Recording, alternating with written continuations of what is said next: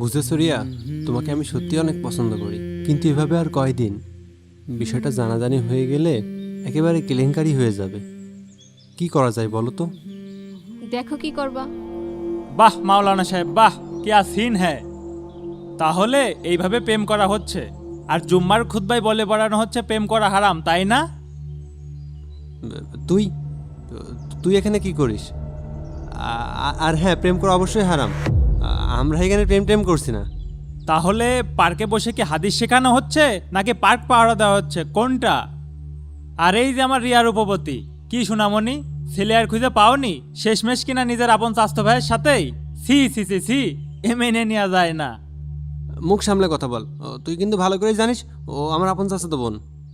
তোর বয়ানেই তো শুনেছি স্বাস্থ্যপূর্ণ তো নন মাহারামের অন্তর্ভুক্ত, তার সাথেও পর্দা করতে হবে। তো তাকে ফুল দিয়ে কোন পর্দা করা হচ্ছে শুনি? তুই যেরকম ভাবছিস বিষয়টা ওরকম না। আমি ওর সাথে একটু গুরুত্বপূর্ণ বিষয় নিয়ে কথা বলছিলাম। কি গুরুত্বপূর্ণ কথা বলছিলি? তা আমার এই ফোনে রেকর্ড হয়ে গেছে, তোদের ইটিস পিটিস ভিডিও রেকর্ড হয়েছে। তোরা গুরুত্বপূর্ণ কথা বলতে থাক, আমি যাই ভিডিওটা জায়গা মতো দেখায় আসি। আরে এই রজব, এই শোন। এই আস্তাগফিরুল্লাহ, যাইস নে। আস্তাগফিরুল্লাহ। এই শোন। আল্লাহ রে, যে ভয়টা পাচ্ছিলাম তাই হইল। এখন কি করব?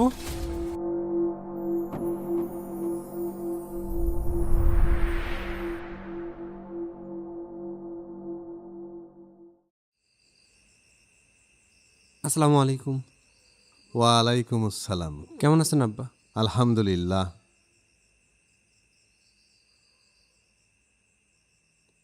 বলছিলাম আব্বা, খাওয়া দাওয়া করেছেন? কেন একসাথে না খেলাম? কিছু কি বলতে চাস? সোজা সাপটা বল। না মানে কিভাবে যে বলি। আরে লজ্জা পাওয়ার কিছু নাই, আমি তোর বন্ধুর মতো না, বল। না আব্বা, আসলে বিষয়টা একটু অন্যরকম। অন্য রকম মানে কি রকম শুনি? ঠিক কোথা থেকে যে শুরু করব আমি আসলে বুঝতে পারছি না। ও, বুঝতে পেরেছি, বিয়ে শাদির ব্যাপার স্যাপার নাকি? তোর এই বয়স আমি পার করে এসেছি, চোখ দেখলেই বুঝতে পারি। আচ্ছা এখন যা, তোর মায়ের সাথে বিষয়টা নিয়ে একটু আলোচনা করে দেখি। কি রে, বসে রইলি যে? রিয়ার বিষয়টা যে কিভাবে বলি। না মানে আচ্ছা, তোমাদের যা ভালো মনে হয় করো।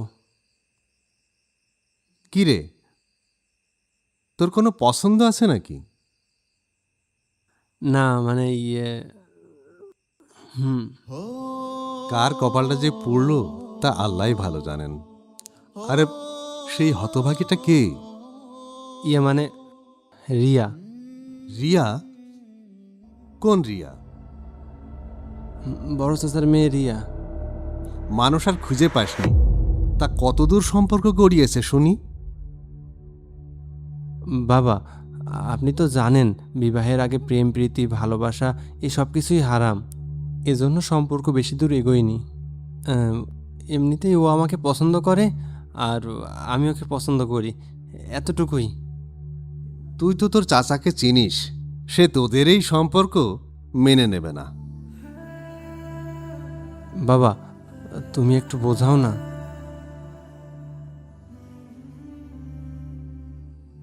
আচ্ছা এখন যা, আমি তোর চাচার সাথে কথা বলে দেখি কি হয়। আসসালামু আলাইকুম। ওয়ালাইকুম আসসালাম।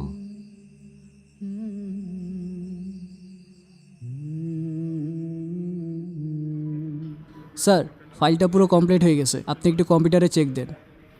আচ্ছা ঠিক আছে, আমি এখনই চেক দিচ্ছি। ওই ফাইলটা। এই দেখো তো কে রিং দিচ্ছে। হ্যালো, কে বলছেন আর কাকে চাচ্ছেন? রহমান সাহেব আছেন? আমি ওনার ছোট ভাই বলছি। ও আচ্ছা, স্যার আপনার ছোট ভাই কল দিছে। হ্যালো, রহিম, কেমন আছিস বল? আর হঠাৎ করে আমার কথা মনে পড়লো যে? এই তো ভালো আছি, তুমি কেমন আছো? এই তো চলছে। বলছিলাম ভাইজান, তোমার সাথে একটু আমার কথা ছিল। কি কথা বল। না, সব কথা তো আর ফোনে বলা যায় না। ভাবছিলাম সামনাসামনি না হয়। কি এমন কথা যা ফোনে বলা যাবে না? তা না হয় কথাটা দেখা করেই বলি। তাহলে রাত্রে বাসায় ফিরলে তুই বাসায় আয়, একসঙ্গে বসে কথা বলি। বলছিলাম বাসায় না, আগে বাইরে কোথাও গিয়ে বসি। আজ বিকাল 4টায় বৈকাল ক্যাফেতে বসলে কেমন হয়? আচ্ছা ঠিক আছে, কিন্তু আজ তো সময় নাই, কাল বসি। হ্যাঁ, কালকে বসলেও হবে। আচ্ছা ঠিক আছে, তাহলে আজ ফোন রাখি, কাল দেখা হবে। আচ্ছা ঠিক আছে, ইনশাল্লাহ। আসসালামু আলাইকুম। ওয়ালাইকুম আসসালাম। বসুন। দিনকাল কেমন চলছে তোমার? এই তো চলছে, সারাদিন ব্যবসা বাণিজ্যের কাজে খুব ব্যস্ত থাকি, তো এইভাবেই দিন চলে যাচ্ছে। তো তুই কেমন আছিস বল? এই তো ভালোই চলছে আলহামদুলিল্লাহ। তোমার বাসার সবাই ভালো আছে তো? জানিস তো, তোর ভাবি একটু অসুস্থ, তাছাড়া সব কিছু ঠিকঠাক। যাক আলহামদুলিল্লাহ। কি খাবে বলো? একটু আগেই তো লাঞ্চ করে আসলাম, তেমন কিছু খাবো না। তাহলে 2টা কফি অর্ডার দিই।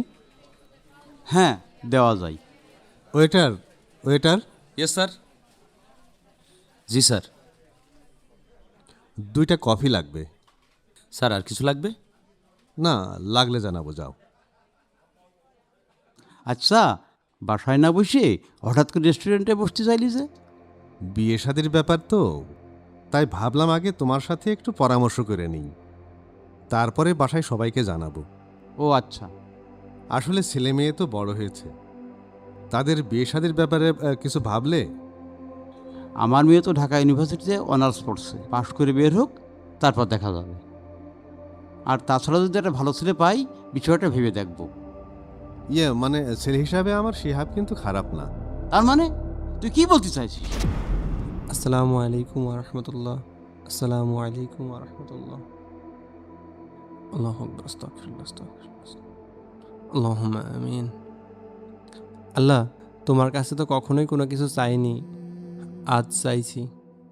এই বিয়েতে যদি কল্যাণ থাকে, তুমি এই বিয়েকে সহজ করো। আমার চাচার মনটা একটু নরম করে দিও। ইয়া আল্লাহ, তুমি আরশ মহল্লায় এই বিয়েকে কবুল করে নাও। আমি যতদূর জানি ওরা দুজন দুজনকে পছন্দ করে। পছন্দ করলেই হলো। আমার মেয়েকে আমি যাত্রার সঙ্গে বিয়ে দেবো নাকি? তাছাড়া ওরা আপন চাচাতো ভাই বোন। শিহাব তো তোমারই ভাতিজা, ওর সম্পর্কে সব কিছুই তো তুমি জানো। আর ইসলামে চাচাতো ভাই বোনের বিয়ে তো জায়েজ আছে। তো ছেলে কি যেন করে? ও একটা মাদ্রাসায় জব করে আর একটা মসজিদে খতিবের দায়িত্ব পালন করছে। তোর ছেলে সামান্য একটা মাদ্রাসার হুজুর, তুই কি করে ভাবলি যে তোর ছেলের সঙ্গে মেয়ের বিয়ে দেবো? বলছিলাম বড় ভাই, ওর মাদ্রাসা। তুই থাম তো, তুই কি বলছিস একবার ভেবে দেখেছিস? আরে কোথায় আমার মেয়ে আর কোথায় তোর ছেলে? আমার মেয়েকে বিয়ে দেবো তো বড় চাকরিওয়ালা ছেলে দেখে, যে কিনা মোটা অঙ্কের বেতন পাই। আর তুই জানিস আমার মেয়ের মাসিক হাত খরচ কত? দিতে পারবে তোর ছেলে? ইয়া আল্লাহ, আমার তো খুব টেনশন হচ্ছে। ওদিকে কী যে হচ্ছে, বাবা কী যে করতেছে, কোনো কিছুই ভালো লাগছে না। আমি সাথে গেলে মনে হয় ভালো হতো। ইয়া আল্লাহ, তুমি সব সহজ করে দিও, সব যেন ঠিকঠাক হয়। আল্লাহ, আল্লাহ তুমি দেখো। দেখো ভাই, টাকা পয়সা দিয়ে আসলে সুখ শান্তি কেনা যায় না। আরে যা যা, তোর কাছ থেকে সুখের মন্ত্র শেখার জন্য এখানে বসি নাই। প্লিজ বড় ভাই, এটা পাবলিক প্লেস, একটু আসতে। হ্যাঁ, তো কি হয়েছে? আমি কি খারাপ কিছু বলেছি? আরে আমার মেয়ে তো কোটিতে একটা, রূপবতী গুণবতী কি নেই আমার মেয়ের? কোথায় আতর আলি আর কোথায় জুতোর কালি। নিজে তো কিছু করতে পারিস নি জীবনে, আবার ছেলেকে দিয়েছিস মাদ্রাসায়। কিচ্ছু হবে না তো ছেলে দিয়ে, আমি সব জানি। ভাই, তুমি এই বিয়েতে সম্মত না সেটা সুন্দরভাবে বললেও পারতে। আল্লাহ আমার ধন দৌলত দেয়নি সত্য, কিন্তু ইমানই দৌলত দিয়েছে। আমার ছেলে মাদ্রাসায় পড়েছে, সে হাফেজ এবং মাওলানা। আমি নির্দ্বিধায় বলতে পারি আমার ছেলে একজন চরিত্রবান মানুষ। আরে রাখ তো চরিত্রবান ছেলে, পকেটে টাকা না থাকলি আর মেয়ে কি চরিত্র দিয়ে পানি খাবে? যে টাকা আর মেয়ের রূপ নিয়ে তুমি অহংকার করো, সেই টাকা আর মেয়ের রূপ তোমার একদিন ধ্বংসের কারণ হবে। এত অহংকার করো না ভাই। আমি আবারও বলছি, টাকাই সব কিছু না, টাকা থাকলেই সুখী হওয়া যায় না। কে বলেছে টাকা থাকলে সুখী হওয়া যায় না? এই দেখ আমাকে, গাড়ি বাড়ি সব কিছু আছে আমার। আমি যেখানে ইচ্ছা সেখানে যাচ্ছি, যা ইচ্ছা তাই করছি, যা ইচ্ছা তাই খাচ্ছি। কোন দিক থেকে আমি সুখী না? আচ্ছা বাদ দে, তুই কি আমার এই জন্যই রেখেছিলি? কথা তো শেষ হয়েই গেল, তাহলে আমি উঠছি।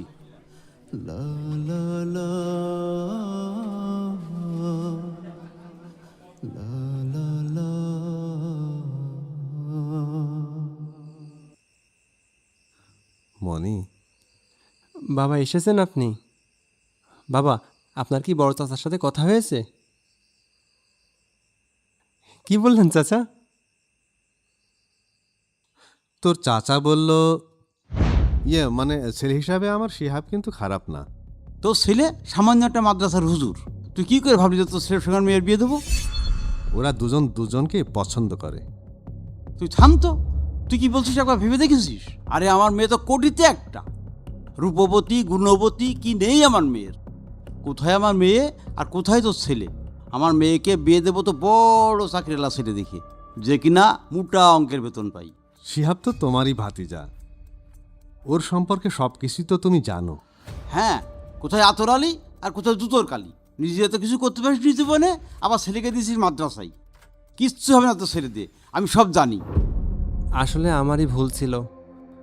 আমার বোঝা উচিত ছিল বড় চাচা একটু অন্যরকম মানুষ। আপনাকে ওখানে যেতে দেওয়াটা আমার উচিত হয়নি। আপনি কিছু মনে করবেন না। আরে তুই চিন্তা করিস না, আমি দেখছি কি করা যায়। ভাবছি রিয়ার মায়ের সাথে এবার একটু কথা বলবো। না না আব্বা, থাক। যেই পরিবার আমার বাবাকে সম্মান দেয় না, সেই পরিবারে আমি বিয়ে করতে চাই না। আর তাছাড়াও তো আমি সবসময় আল্লাহ তাআলার কাছে দোয়া করেছি, রব্বানা হাবলানা মিন আজওয়াজিনা ওয়া যুররিয়াতিনা কুররাতু আইউন। হে আল্লাহ, আপনি আমাকে একজন নেককার স্ত্রী দান করুন। আল্লাহ হয়তো এর মধ্যেই কল্যাণ রেখেছেন। আমি আল্লাহর এই ফয়সালা মেনে নিলাম আব্বা। আপনি এই বিয়ে নিয়ে আর কথা বললেন না। আবির, এ আবির, জি স্যার। বসো। বিয়ের আয়োজন কত দূর? সাজানো গোছানো প্রায় শেষ, আর কিছু দাওয়াত দিতে বাকি আছে। Very good. আমার একমাত্র মেয়ের বিয়ে, তাও আবার আকিস গ্রুপের চেয়ারম্যানের ছেলের সঙ্গে। বিষয়টা বুঝতে পারছো তো? শহরের সব থেকে নামি দামি লোকগুলো এখানে আসবে। তুমি সব দিকে খেয়াল রাখবা যেন কোনো ভুল ত্রুটি না হয়। বলছিলাম স্যার, বরযাত্রী কতজন আসবে কিছু জানাইছে? কমিউনিটি সেন্টার থেকে ফোন দিছিল, জানাইতে বলছে তারা। বরপক্ষ তো বলেছে 1000, তুমি 1500 লোকের আয়োজন করবে। কোনো কিছু যেন কমতি না পড়ে। আমার মেয়ের বিয়ে বলে কথা, শহরের সব থেকে বড় শেফ দিয়ে রান্না করবে। আর আয়োজন এমন হওয়া চাই যেন শহরের সব লোক মনে রাখে। জি স্যার, কিন্তু শুধু শুধু 500 লোকের বাড়তি আয়োজন করবেন, খাবার অপচয় হবে না? খাবার বেঁচে গেলে যাবে, অপচয় হলে হবে। কম পড়লে কি আমার মান সম্মান থাকবে নাকি? তাছাড়া বেঁচে যাওয়া খাবার গরিব ফকিরদের দিয়ে দিলেই চলবে। সত্যি স্যার, আপনার কোনো তুলনাই হয় না। অবশিষ্ট খাবারগুলো গরিব ফকিরদের দিয়ে দিলে আপনার নাম ডাকও হলো, আবার খাবারও অপচয় হবে না। এই কার্ডগুলো এখনও পৌঁছতে বাকি রয়েছে, কালকের ভিতরেই পৌঁছে দিবে। আচ্ছা, টেনশন নিয়েন না। এই কার্ডটা স্পেশালি আমার ছোটো ভাই রহিমকে দিবে, আর বুঝিয়ে দেবে আমার মেয়েকে কার সঙ্গে বিয়ে দিচ্ছি। জি স্যার, বিষয়টা আপনি আমার উপরে ছেড়ে দেন। আপনার হয়ে এমন ঢোল পিটাবো যে পুরা শহর জেনে যাবে, কেউ বাদ যাবে না। আর আপনার ছোট ভাই দেখবে আর লুচির মতন ফুলবে। আদার ব্যাপারে 810,000 খবর নিতে। কিছু বললেন স্যার? তুমি যাও, কার্ডগুলো পৌঁছানোর ব্যবস্থা করো। আচ্ছা। তাহলে আমাদের রূপবতী বান্ধবীর অবশেষে বিয়ে হচ্ছে ওই কালাবিলার সাথে? ভাবলে আফসোস লাগে রে। ঠিকই বলেছিস দোস্ত। ভালো ভালো মেয়েরা সব প্রেম করে গাঞ্জাখোরের সাথে, আর বিয়ে করে কাইল্লা বুড়া পাড়া এইসবের সাথে, যেমন এই যে আমাদের রূপবতী। পারিস কি করে দোস্ত তোরা এসব? আরে টাকা থাকলে সব সম্ভব। আর মিয়া মানুষ তো টাকা দেখলি গলিয়ে যায়। আর ওর বাপ টাকা ছাড়া কিছু বোঝেই না, চোখই দেখে না। আমার কিছু বলার নাই রে দোস্ত। কত আশা ছিল বান্ধবীর সাথে প্রেম করবো, নয়তো বান্ধবী একটা প্রেম করাই দিবে। সব আশায় জল ঢেলে দিল ওই বিসিএস ক্যাডার। বলে কি দোস্ত, আর কটা দিন সবুর করতিস, আমিও তো বিসিএস দেবো তো নাকি? হ্যাঁ, আমিও বিসিএস দেব। পরীক্ষায় নকল ছাড়া পাশ করতে পারে না, আবার উনি বিসিএস দেবে। শুধু বিসিএস দিলেই হচ্ছে না, তোদের কি আকিজ গ্রুপের মতো কোম্পানি আছে? জানি তো নাই। অতএব রূপবতীর পড়াশা ভুলে যাও মামা, ভুলে যাও। এই থাম তো, বিয়ে কি আমি ঠিক করেছি নাকি বিয়ে আমার আব্বু ঠিক করেছে? মনে হচ্ছে যে রিয়ার রূপবতী বিয়েতে রাজি না থাকলে চলো যাই টাঙ্গর হাউসে হাউস বোটে বাসর করে আসি। কি বলিস তোরা? কিরে তাইলে কি জেরিনকে বলবো আমি বিষয়টা? আরে দূর, কি বলিস? আমি তো এমনি মজা করছিলাম। জেরিন যদি জানতে পারে আমার একদম কেটে টুকরো টুকরো করে ফেলাই দেবে না। 2 বছরের রিলেশনশিপ 2 সেকেন্ডে শেষ। তবে মামা টাঙ্গুয়ার হাওড়ে না আসলেই যাওয়া দরকার, জায়গাটা না সেই সুন্দর। তাহলে চল এই মাসেই ঘুরে আসি। হাতে টাকা পয়সাও আছে, আবার ক্লাসও ঠিকঠাক মতো হচ্ছে না। আবার রিয়ার বিয়ে হয়ে গেলি ওরাও তো ঠিক মতো পাওয়া যাবে না। এরিয়া ও কিন্তু খারাপ বলেনি, বিয়ের পর তো সারা জীবন বুড়া বেড়ার সাথেই কাটাতে হবে, কোনো এনজয় করতে পারবি না। চল না ঘুরে আসি। তাহলে মামা হাউস বোটে কথা বলি, আমার পরিচয় লোক আছে, কম খরচে হয়ে যাবে না। আরে থাম তো, আগে শুনে নি রিয়া যাবে কিনা। রিয়া যাবি তো তুই? এই সোনার কি আছে, ও যাবে এটাই ফাইনাল। দোস্ত আমাদের সাথে চল, তোর সেই টিকটক বানাই দেবো একদম ঝাক্কা নাক্কা। হ্যাঁ, তাহলে কি শুক্রবারে আমরা যাচ্ছি? হ্যাঁ যাওয়াই যাই। বৃহস্পতিবার রাত্রে গেলাম, শুক্রবার শনিবার থাকলাম, রবিবারে এসে ক্লাস করলাম। ফোন লাগা তুই। আচ্ছা দাঁড়া কল দিচ্ছি।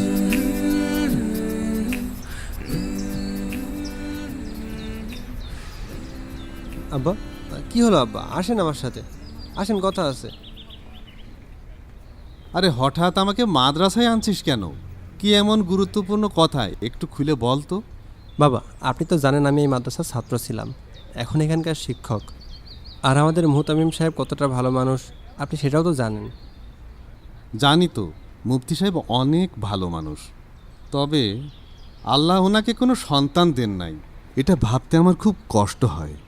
যদিও একাধিক বিয়ে শাদী করেছেন, তবু যাক বাদ দে। জি বাবা, ধন সম্পদ সন্তান সন্ততি সবই তো আল্লাহ তাআলার হাতে। তিনিই তো বলেছেন তিনি যাকে ইচ্ছা পুত্র সন্তান দেন, যাকে ইচ্ছা কন্যা সন্তান দেন, যাকে ইচ্ছা উভয়টিই দেন, যাকে ইচ্ছা কোনোটিই দেন না। এখানে আমাদের কারো তো কোনো হাত নেই। আচ্ছা বুঝলাম, কি জন্য এখানে আমায় ডেকে আনলি সেটা আগে বল। সেটাই তো বলছি, মুফতি সাহেব নিঃসন্তান, কিন্তু তিনি এত বড় প্রতিষ্ঠান গড়ে তুলেছেন। তিনি চাচ্ছেন আমি যেন এই প্রতিষ্ঠানের দায়িত্ব নিই। আব্বাজান, আপনি তো জানেন দায়িত্বের ব্যাপারে আমি আল্লাহ তাআলাকে কতটা ভয় করি। আপনাকে আনলাম, আপনি ওনাকে একটু বুঝিয়ে বলেন, উনি যেন আমাকে দায়িত্বটা না দেন। আলহামদুলিল্লাহ, এটা তো একটা ভালো খবর। দায়িত্বের ফয়সালা আল্লাহর পক্ষ থেকে আসে। মুফতি সাহেব ভালোই জানেন যে আমার শিহাব একটা দায়িত্ববান ছেলে, এই জন্যই হয়তো তোকে দায়িত্ব দিতে চাচ্ছেন। আর আমার বিশ্বাস তুই এই দায়িত্ব ঠিকমতো পালন করতে পারবি। আব্বাজান, আপনিও একটু বোঝার চেষ্টা করেন। এত বড় একটা প্রতিষ্ঠান, এত এত শিক্ষক শিক্ষার্থী, এর দায়িত্ব পালন করা অনেক কঠিন ব্যাপার। আপনি প্লিজ ওনাকে একটু বুঝিয়ে বলেন। আর টেনশন করছিস কেন? দায়িত্ব নিলে সব আস্তে আস্তে শিখে যাবি।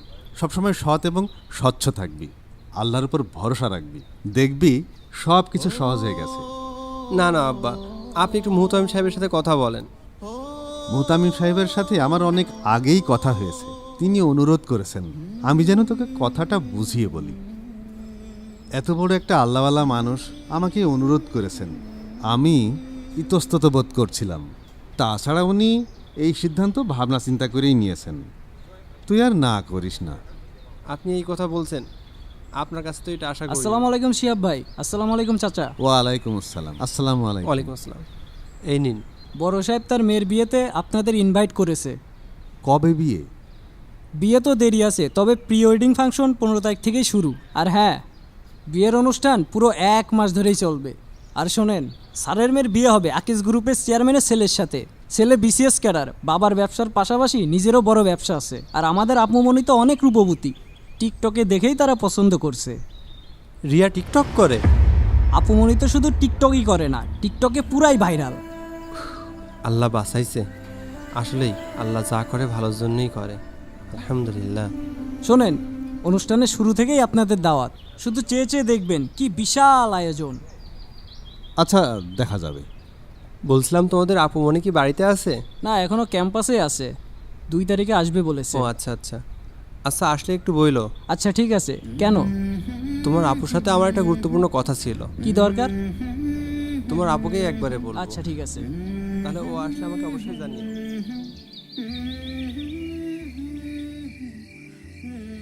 আব্বাজান, কিছুক্ষণ পরেই তো ইশার ওয়াক্ত হয়ে যাবে। আমরা সূরা আহজাবের 32 নম্বর আয়াতের তাফসীর শুনে একসাথে ইনশাআল্লাহ মসজিদে চলে যাব। এখানে একটু লক্ষ্য করেন, সূরা আহজাবের ৩২ নম্বর আয়াতে আল্লাহ তাআলা নবী পত্নীদের ব্যাপারে বলেছেন, তোমরা পরপুরুষের সাথে কোমল কণ্ঠে কথা বলবে না। এই আয়াতটা ডিরেক্টলি আল্লাহ রাসূল সাল্লাল্লাহু আলাইহি ওয়াসাল্লামের স্ত্রীদের ব্যাপারে হলেও ইনডিরেক্টলি সকল মুমিন নারীদেরকেও একই নির্দেশ করা হয়েছে। এছাড়াও আল্লাহ তাআলা সূরা নূরে বলেছেন, তোমরা জেনা ব্যভিচারের ধারের কাছেও যেও না। আব্বা এখানে খেয়াল করেন, আল্লাহ তাআলা কিন্তু এখানে জেনা ব্যভিচার করতে নিষেধ করেননি। তার মানে জিনা করা যাবে? তুই কি বলছিস এসব? আব্বাজান, আমাকে পুরো কথাটা শেষ করতে দিবেন তো? আপনি খেয়াল করেন, এইখানে আল্লাহ তাআলা বলছেন তোমরা জেনা ব্যভিচারের ধারের কাছেও যেও না। জেনা করা তো অনেক দূরের বিষয়, অর্থাৎ যে সকল কাজ জেনার ধারের কাছে নিয়ে যায় আল্লাহ সুবহানাহু ওয়া তাআলা সেগুলো করতে নিষেধ করেছেন। জেনার ধারের কাছে নিয়ে যায় কোন কাজগুলো?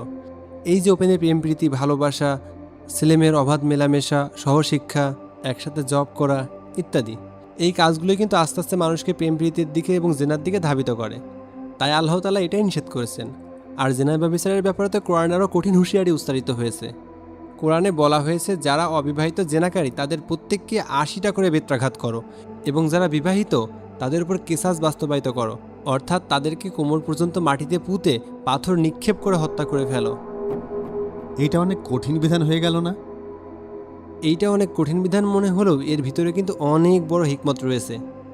আল্লাহ তাআলা কিন্তু এই বিধান বাস্তবায়নের আগে সুন্দর একটা ফয়সালা দিয়েছেন। তিনি বলেছেন সমাজে বিবাহকে সহজ করতে, ছেলে মেয়েদের উপযুক্ত বয়স হলে বিয়ে দিয়ে দিতে, এমনকি সমাজের ভিতরে ছেলে মেয়ের অবাধ মেলামেশাকে তিনি নিষিদ্ধ করেছেন এবং পর্দার বিধান ফরজ করেছেন। এরপরেও যদি কেউ জেনায় লিপ্ত হয় তখন তার উপর শাস্তি বাস্তবায়নের কথা বলেছেন। তুই ঠিকই বলেছিস। ইসলামিক প্রতিটা বিধানে অনেক বড় হিকমত রয়েছে, যা আসলে আমরা সাধারণভাবে অনেকেই বুঝতে পারি না। জি আব্বাজান, আপনি একদম সঠিক কথা বলেছেন।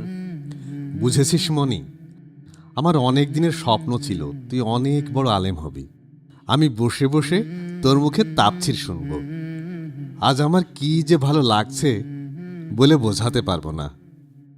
দোয়া রাখবেন আব্বা, আল্লাহ তাআলা যেন আমাকে আরও অনেক দিনের জ্ঞান দান করেন। আমি তো এখনও একজন ছাত্র। ওহি বাবা, ওহি আমাকে একটু বাঁচা বাবা। কি হয়েছে চাচা, আপনি এরকম করছেন কেন? আমার সব শেষ। আমার বসো এখানে, শান্ত হও, খুলে বলো। কি আর বলবো, আমি 2-3 কোটি টাকা খরচ করে মেয়ের বিয়ের আয়োজন করেছিলাম। আমার সব শেষ হয়ে গেল রে, আমার সব শেষ। কি হয়েছে খুলে বলবে তো, না হলে বুঝবো কি করে? আমার মান সম্মান সব শেষ। 2 দিন আগে রিয়া ওর বন্ধুদের সে ঘুরতে গিয়েছিল। তারপর সেখানে ওরা মদ পান করেছিল। এরপর বন্ধুদের সঙ্গে আমার রিয়া। আল্লাহ, বিয়ের আগে মেয়েকে ঘুরতে পাঠানো কি খুব দরকার ছিল? মেয়েকে ভার্সিটিতে পড়িয়েছ, ছেলেদের সাথে খোলামেলা ঘুরতে শিখিয়েছ, এমনটা তো হওয়ারই কথা ছিল, তাই না? ভাই আমার, প্লিজ এভাবে তুই আমাকে আর বলিস না। বাবা শিহাব, তুমি আমার এই বিপদ থেকে উদ্ধার করো বাবা। তুমি আমার মেয়েকে বিয়ে করো বাবা। দেখেন চাচা, এইখানে আমার কিছু করার নেই। আমি আপনার মেয়েকে বিয়ে করলেই আপনার মান সম্মান যে ফিরে আসবে, ব্যাপারটা তো এরকম না। বরং আমার মান সম্মানই নষ্ট হবে। আর আমার মান সম্মানের সাথে এখন আসুন্নাহ কওমি মাদ্রাসার সম্মানও জড়িত। পাশাপাশি মুফতি সালেহ মুনাজ্জিদের মেয়ের সাথে আমার বিয়ে ঠিক হয়েছে। তাদেরকে না করাটাও আসলে আমার পক্ষে সম্ভব না। চাচা, আপনার এই বিপদে আপনার পাশে দাঁড়াতে পারলে সত্যিই খুব ভালো লাগতো, কিন্তু সত্যিই আমার কিছু করার নেই। ভাইজান, তোমাকে তো বারবার বলেছি দুনিয়াতে টাকাই সবকিছু না। তুমি পারবে তোমার হারানো সম্মান ফিরিয়ে আনতে? তুমি পারবে তোমার মেয়ের সতীত্ব ফিরিয়ে আনতে? পারবে না। তোমার ধন দৌলতের অহংকার, তোমার মেয়ের রূপের এত বড়াই, দেখো এক নিমিষে ধুলোয় মিশে গেল। ভাই আমার, আমি জানি এসব কথা বলার সময় এখন না, তবু বলতেই হচ্ছে। আল্লাহর বিধান না মেনে সুখী হওয়া যায় না।